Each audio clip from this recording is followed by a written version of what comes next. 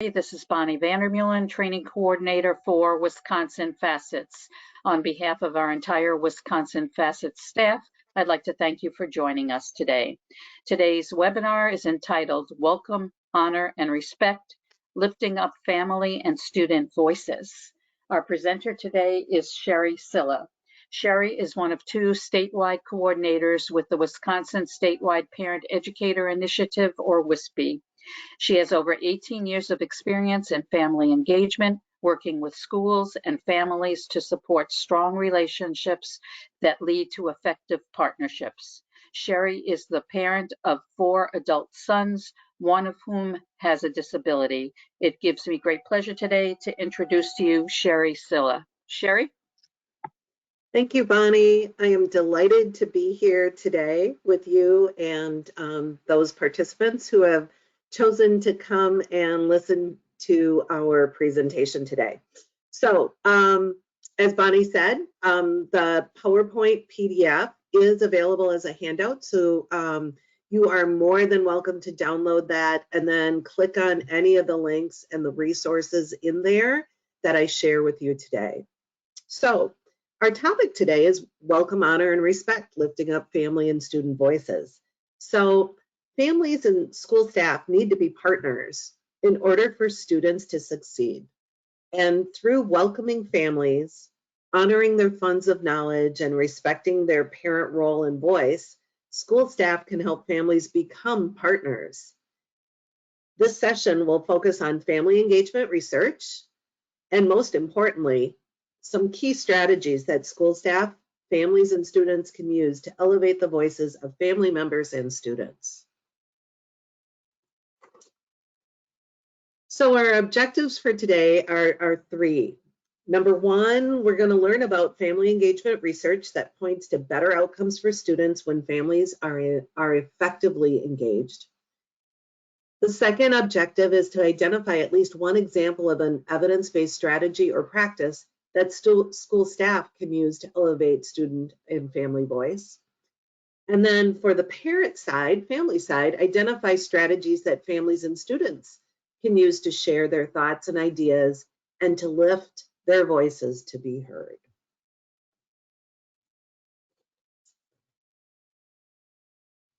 Oftentimes, when we think about education nowadays, there's a lot of talk around educational equity.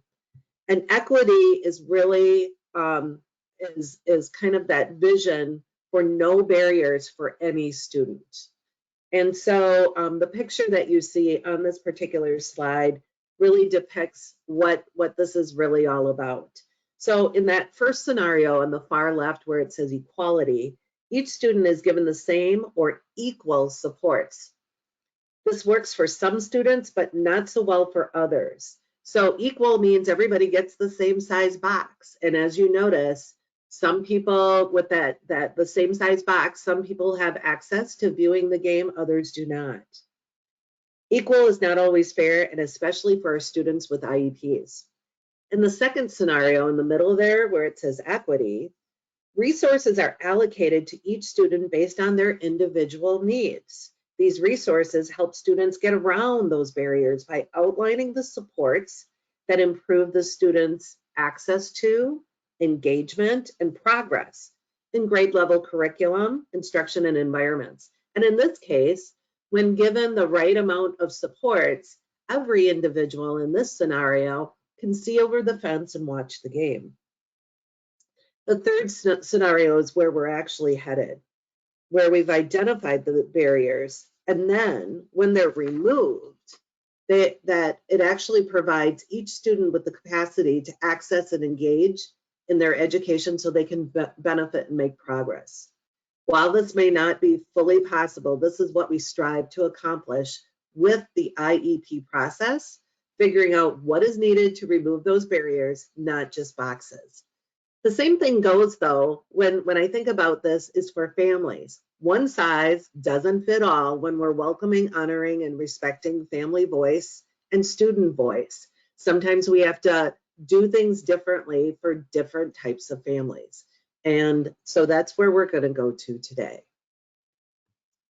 The other thing that I need to cover as part of a DPI funded grant is just to remind everyone that our vision from the Department of Public Instruction is that every child is a graduate, college, and career ready. And so you'll see the mission and the 5 focus areas on the left side. We also, I'm also here in regard to students with IEPs and family engagement around families who have children with IEPs. And so it's important for me to mention here today that there are 5 beliefs in the CCR IEP process.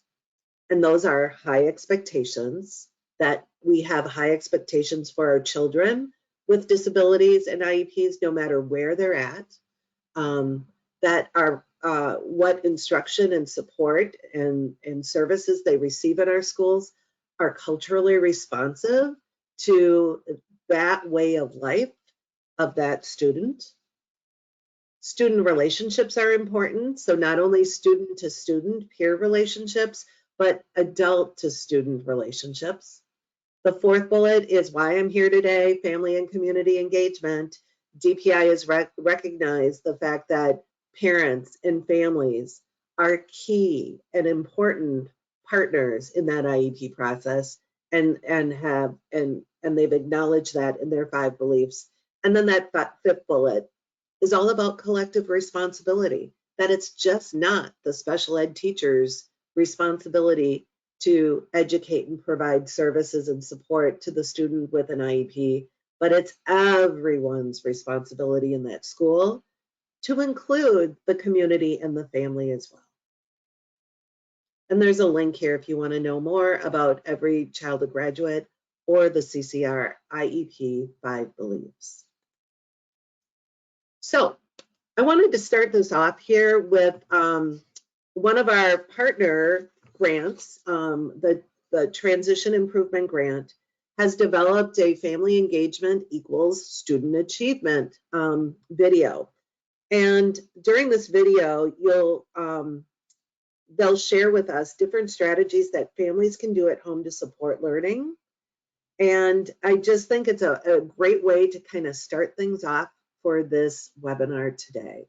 I'm going to also, when I play this video, because we were experiencing a little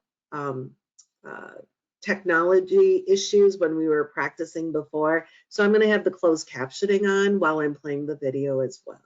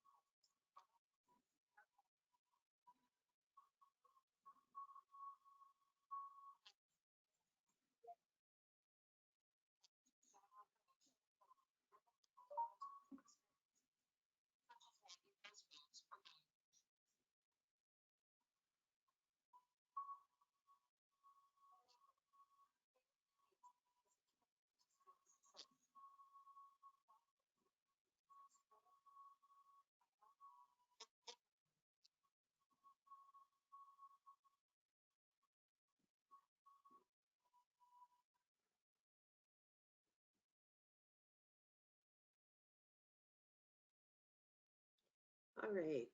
So that gave us all a little bit of information about some of the research behind it, behind how family engagement actually can have an impact on student achievement. Whoops. So why is family engagement important? When we think about children with disabilities, we also know that a family's involvement in their child's education stands out as one of the greatest predictors of growth and well-being for students with disabilities. Some additional research from Elliott and Mullins, and that was back in 2004. We also have the other item that I'd like to talk about here is the dual capacity framework for partnerships. And what this specifically talks about is the importance of building the capacity for educators to partner with families, as well as building the capacity and the abilities, the capabilities, the confidence in families to partner with educators. And we know that when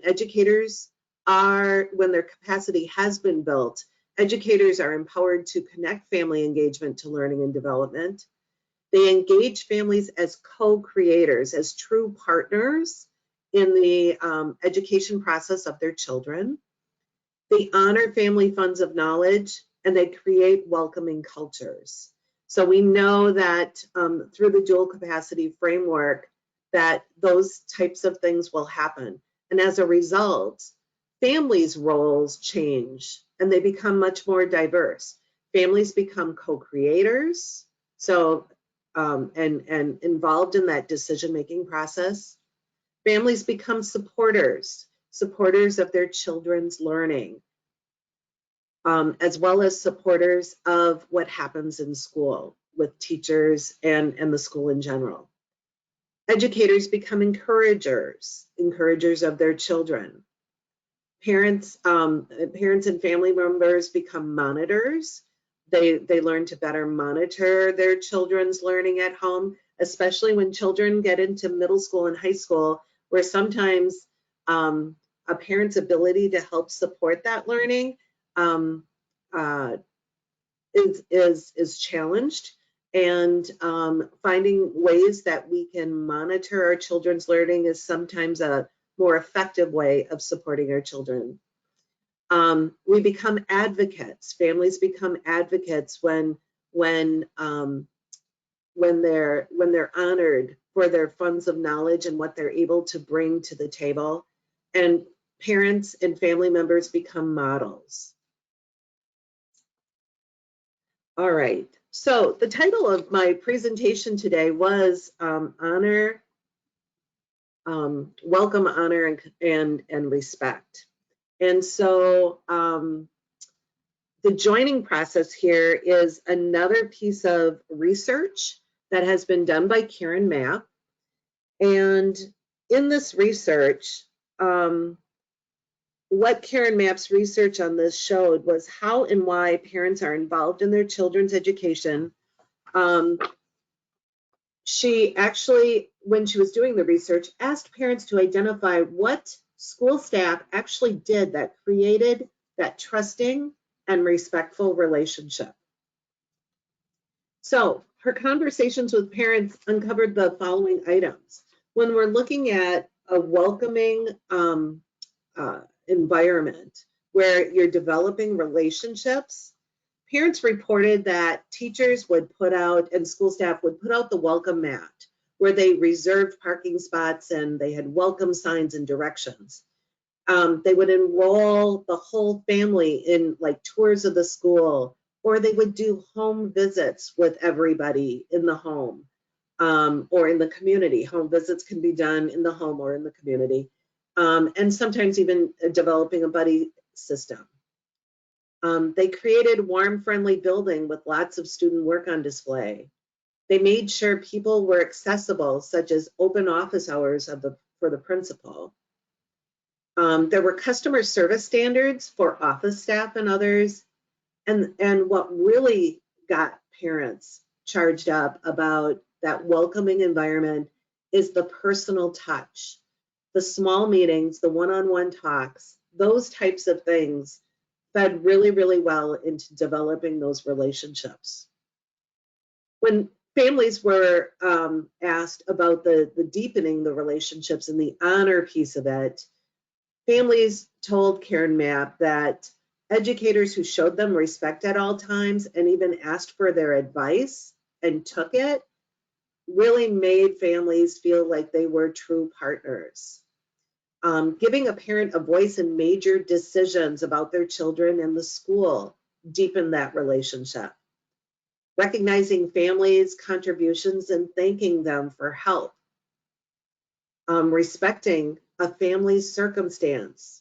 So sometimes, if an IEP meeting is scheduled, thinking about whether or not that family might need an interpreter, or is this a truly convenient time, and maybe adjusting the time or offering some support in the area of childcare. Honoring also in deepening those relationships, families said that there were educators who said, let's set our ground rules together. So if a family wanted to come in and do an observation of their child, the family or the school staff that helped arrange that worked with the family to make sure they understood the ground rules, and it was a really, truly good experience.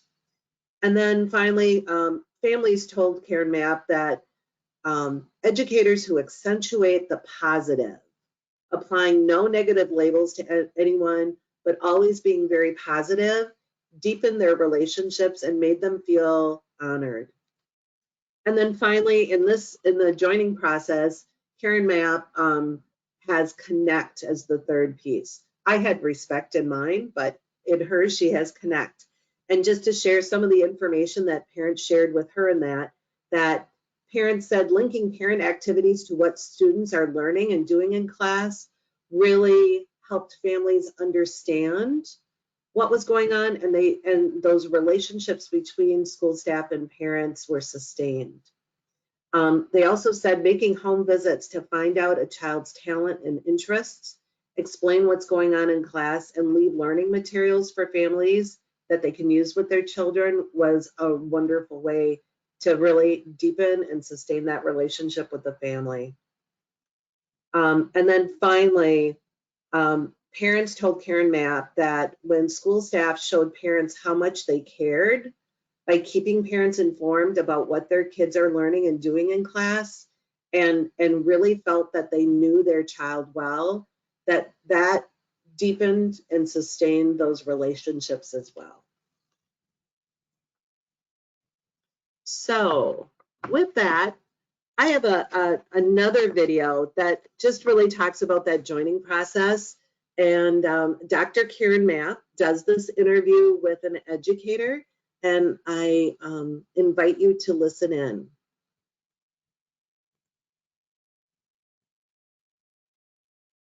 So one of the factors what goes on at the school. And this is particularly referencing what's going on in school with reference to children.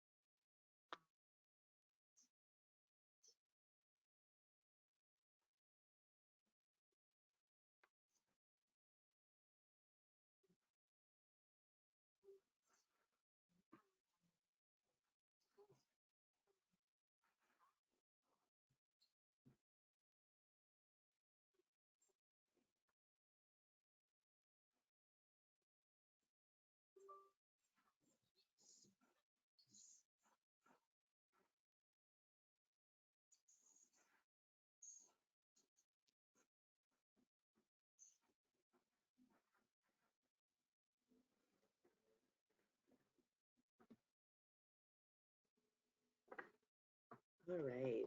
So another powerful video that I really enjoyed that really talks and speaks to the power of welcoming, honoring, and respecting families and inviting them in. So that's the research portion of it. So I'm now going to transition to let's talk about some strategies and considerations for educators when engaging with families and building relationships in order to lift up families and student voices, because it's all about the relationship that leads to communication and welcoming, honoring, and respecting. So on this slide here, we talk about, here are some strategies as educators, as school staff are building trusting relationships with families. So one of the things you can do in some like key phrases that I appreciate knowing about is you could say to a family, I'd love to hear more about, or I'm interested in learning more about. Because those phrases oftentimes invite families to share more. But the considerations, if we want to really talk about some things that we have to think about, and I think about this even as a family member when I'm working with school staff, am I really listening to understand? That's, not only does it come from the educator asking themselves, do I really listen to understand what families are telling me? But we as family members need to remember that as well. Another consideration for educators, though, is how do we show families we care? Another question, how do we show families that they can trust us? And then the final consideration, which sometimes is even I think just as important or even more so, is the follow through. Do we follow through with families? But ultimately, bottom line, families want to know that you care enough to learn about them and their families and their child. So in that same vein, I have one more video. And one of the things that the research has oftentimes talked about is that we should consider families as experts. So this is a video from the Promoting Excellence for All from the Wisconsin Department of Public Instruction website. And this video is described as educators honor the family as an expert on their child to create a sense of partnership and shared responsibility between the teacher and family. This starts with a positive initial contact. Staff is purposeful in empowering the community by supporting local business, hosting cultural responsive events, and building up the community's culture. So we're going to listen here to a parent who's going to describe her experience with her child's school.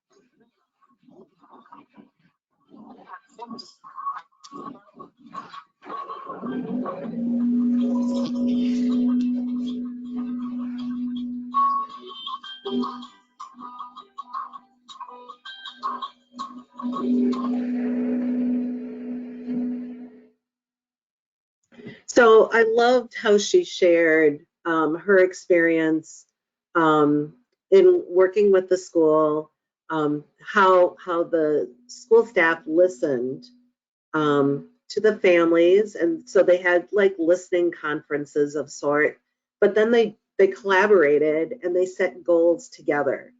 And what a wonderful way to honor and respect that parents' role as that child's first teacher, as well as a partner in that child's education alongside the educator. So on the next slide, we're going to talk about some additional strategies. So these strategies here come from Edutopia, which is one of our resources at the end of this presentation. And there was a list of 20 suggestions. So I just pulled out a few of them. So when building relationships with families and really truly welcoming, honoring, and respecting them, in order to lift up their voice, smiling at parents and students and learning their names is one suggestion. Another strategy is letting parents know you want to partner with them and discuss with them how they can help. The third one is really a nice way to really dip into those families' funds of knowledge, is getting input from the family in regard to their child, which also speaks to knowing the strengths and interests and preferences of the child, but also concerns. And then addressing those concerns. And that kind of speaks to when you have a concern, how do you show families that you care? And then how do you follow through and follow up? Including families in decision making. So in the IEP process, families are at the table normally and involved in that decision making process. Another strategy is always thinking about two-way communication, and that two-way communication happens often and in various formats, because we know one size doesn't fit all, and some families prefer text messaging to perhaps an email, and another family might prefer a actual notebook sent home every day. The second to the bottom, positive communication about the child. So one of the strategies we oftentimes talk about are those positive communications, such as positive phone calls, emails, or notes home to the family about the child. Always thinking about when we do have conversations with families, how do we always provide some positive information about that child? And then when it comes time to, if there is a need to discuss a concern about the child, chances are that conversation will flow much easier because of how the family feels about the communication that had been coming from the teacher in the school before that issue came up. And then the final bullet is just thanking families for their contributions and taking time to celebrate.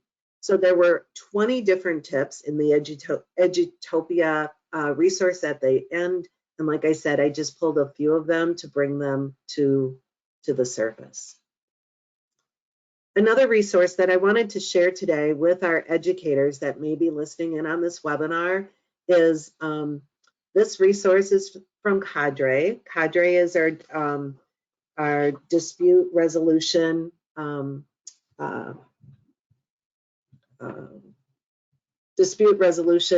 of center in the United States here.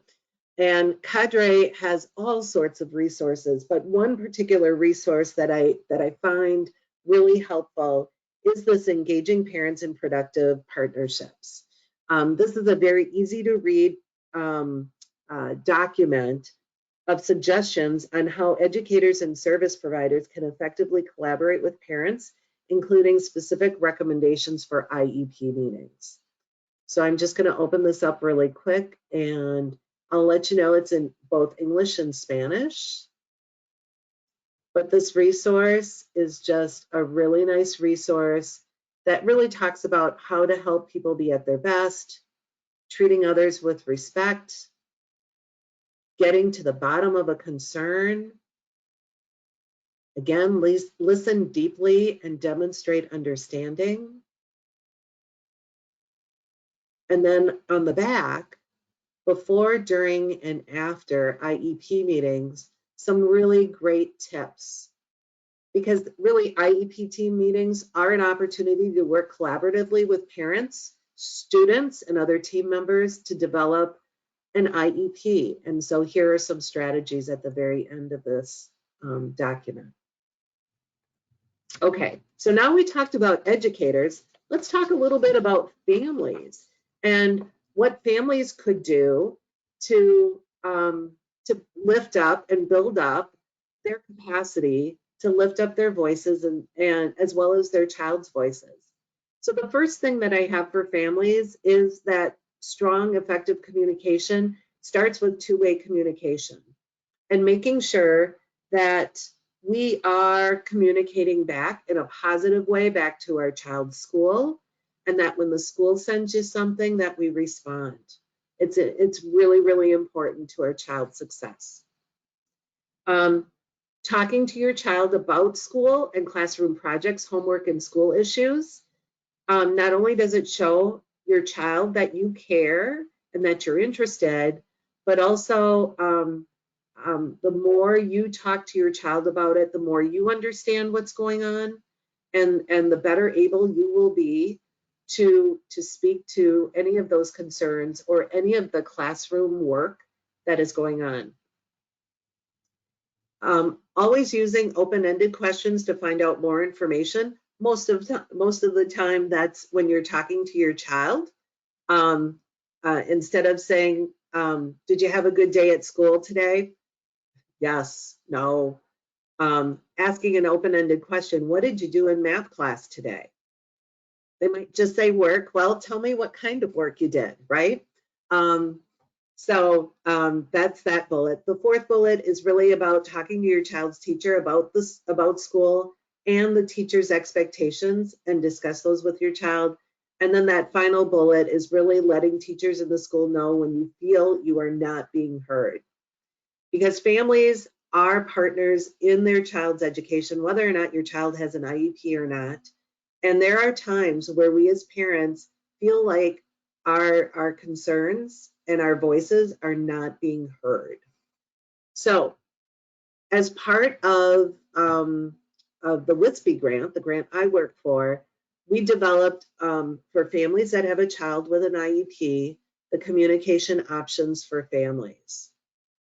And so this document kind of outlines how and what families can do if you have questions or you disagree with a decision of the school, and what you can do in a meeting.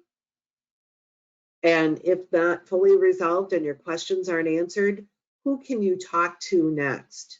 So this item is linked in as a resource. It comes in both English and Spanish, and can be customized to the individual student. So for educators listening here today, if you don't have the communication options for families in your family that you're using, you may want to use this, because this is a wonderful way to communicate to families.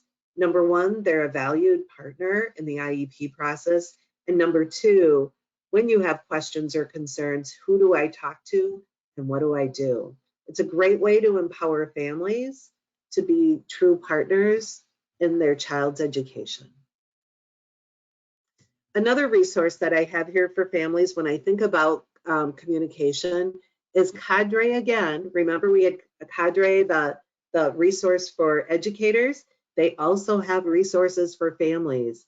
And communication is key in order for you to be able to really have your voice heard, and that includes your child. Knowing how to communicate effectively and in a positive way is really important. So the Cadre Steps to Success Communicating with Your Child's School is another resource that I've included in today's presentation. What's really cool about this is they've got it in probably 12 to 15 different languages. So schools can provide this to families, many, many, many families. We have it here. I'm showing it to you in the English version. But again, a nice resource that takes everybody through how to be a good communicator. So number one, being mindful of your emotional pressure gauge as you work with your child's school. Number two, prioritize and plan.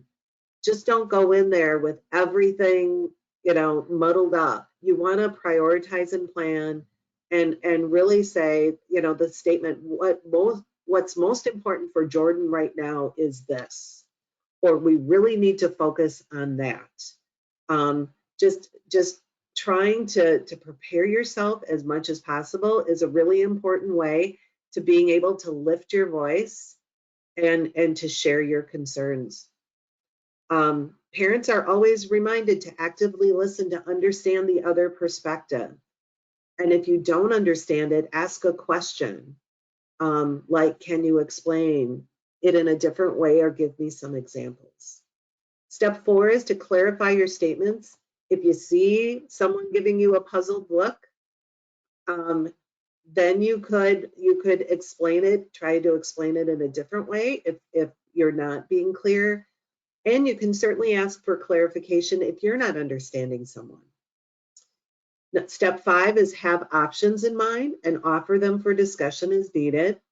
So always having option 1, 2, and 3, or at least 2 options, is a really effective way to go in and to have a conversation about a concern or a question. And then step 6, know that we're all human.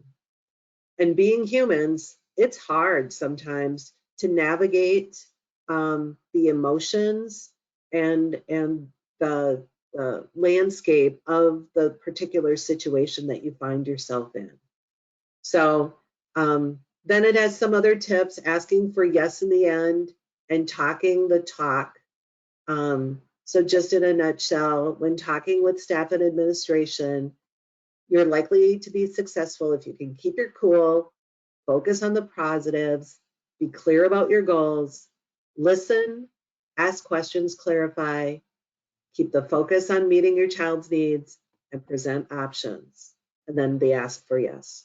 So anyway, really cool document. Wanted to share with families that are in the audience today listening to this webinar, but also just know that educators, this is a really great document because it does come in so many different languages to help our families that speak other languages how to navigate too.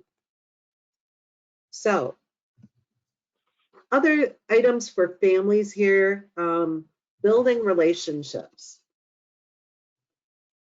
So when I think about this, I want families to think about, recognize yourself as an important teacher of your child.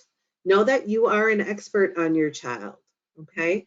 But also know that as family members, we have to remember that our educators see our child through a different lens and oftentimes may see things that we miss as family members. So we need to listen to those other perspectives and take that input as well. We want to take advantage of any school activities that are parent-child activities. We want to really focus on trying to build relationships with school staff, knowing full well you can't make friends with everyone, and sometimes there's a mismatch there, but building relationships with school staff and finding people that you can connect with well, that can help you advocate for your child and to get your point across, to be that champion for your child, is a really important and key strategy for families. And then finally, sharing information about your child and family with school staff, because you do know your child best. So with that in mind, I've got a couple more resources that I'd like to share here with you. We've got the Student Snapshot, and which is meant for families. Families can fill this out and fill out information about their child's strengths, their interests, their preferences, what their concerns are, what their goals for their child are in the future, in 1 year from now, 5 years from now, those types of things. So it's a great input form that you could use before a parent-teacher conference or an IEP meeting or something along those lines. The My Snapshot, that's actually for students. So when we're talking about lifting that student voice, some students are uncomfortable talking in front of adults, and sometimes a better way to do that is to have them have some type of input form. So like the student snapshot, this input form for the student called the My Snapshot, ask questions about what am I good at? Who am I connected with at school? What do I want to do in 1 year or 5 years from now? So it's very similar to the family one, but in a student format. And then finally, the last item here, learning about your family. So this one was developed to really get to the family culture aspects of a family. So what types of things do they celebrate in their family? What types of things does the family like to do? So this one actually gets more to learning about the family and lifting up those things from the student's way of life, what's important to them and their family. All of these resources are linked in at the end of this presentation, and that you can access and use. So families can use it, educators, you could use these strategies, these resources, and use them with families in your communities. Finally, for families, this is what was part of that video we watched, the very first video that they talked about families being engaged in learning. And this is a way to lift family and student voices too, because families are their child's first teacher. And there are things that just about any family, all families can do something to support their child's learning. So we as family members can ask teachers for better ways to support learning that is happening in the classroom. We can ask questions about how can I support my child at home? We can provide experiences that support our child's learning. And then we can take advantage of sharing information and learning within our everyday routines and experiences. So going back to that family culture handout that I talked on the last slide, we could talk about in that slide what our family routines are and share that with school staff and see how that might work to help our child learn. So just a final note here that families that are listening today, your engagement matters. We know that through the research that families do have an impact on the individual child's learning. And we know families and educators that do have true partnership, that it is a process rather than an event. So it takes time, but that it's doable, and that if we have true partnership between educators and families, that children do succeed, students do succeed. All right, so this comes to the end here. I mentioned I have some resources here. Those are all linked in. The Edutopia, 20 Tips for Developing Positive Relationships with Families is in there. The student snapshots and family profiles. So those items that I shared are linked in here as well. The communication options for families, the cadre, engaging parents in productive partnerships, that was for educators. And then the cadre steps to success, communicating with your child's school, is also linked in here as well. So those are the resources that are associated with today's webinar. And then also, just to let you know, there are outside agencies and organizations and websites that you can access that can offer you many more resources on how to welcome, honor, and respect, lifting up family and student voices. And that would include the Wisconsin Statewide Parent Educator Initiative, who I'm involved with, the Wisconsin Family Assistance Center for Education, Training, and Support, also known as Wisconsin Facets, who sponsored today's wonderful webinar and many other wonderful webinars. The Wisconsin Department of Public Instruction, they have Family Resources for Learning, and then also our Wisconsin Department of Public Instruction Special Education Family Engagement webpage. So now I'm going to pause for questions. We do have a couple. Yeah, we do have a Okay. couple, Sherry. And before we start with that, I want to apologize to anyone who's having any technical difficulties with the videos or anything like that, but you'll be able to hear them when you receive the electronic copy of the webinar. I know some people were able to and some people were not, so we apologize for that. So let's see if I can get to some of the questions here that we had. It'll take me a moment here. A person has a comment and then a question. Love the WISPE snapshots and learning profile, culturally responsive, welcoming, and inviting. Here are more questions that have been used in real life also. Do we authentically convey messages to each student of our high school expectations, caring, and support?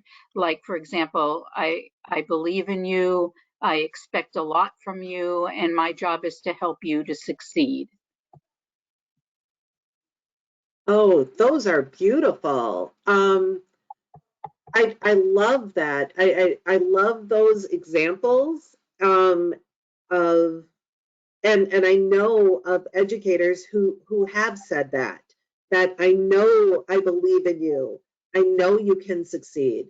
I mean, those positive communications and comments can go miles and miles with a student. So that's absolutely perfect. And then let's see. The person just went on to say that can be used for students, could be used for educators, things like I expect a lot in you, my job is to help you. So this person also thanked you for the presentation today because they felt that it was very appropriate and they enjoyed the information that was provided. And then a question that I have from people was, you know, are they able to get copies of the slides? They should be able to download all that information from what's on your webinar screen because we've uploaded all of them. But if anybody has trouble in doing so, they could contact me and or Sherry to try and get some of those copies. And right now, Sherry, do you have any closing comments that you would like to make? I would just like to thank everyone for listening in on the webinar today. Thank you for your dedication to family engagement and to raising up the voices of families and students. And I think we're seeing more and more of this in our schools across the state of Wisconsin. And I just want to appreciate everyone for being here today and listening in. I also want to thank Wisconsin Facets for once again inviting WISPE and myself in to do a presentation, but also for your continued efforts to offer workshops and webinars on an ongoing basis and all the new ones that come out from year to year. So I just want to thank you, Bonnie, and the Wisconsin Facets organization as well. Well, thank you, Sherry. I'm sure that everybody who participated in the webinar today learned a tremendous amount and have lots of resources that they can rely on going forward. So thank you very much for your presentation. This will conclude our webinar for today. We'd like to thank everyone for joining us.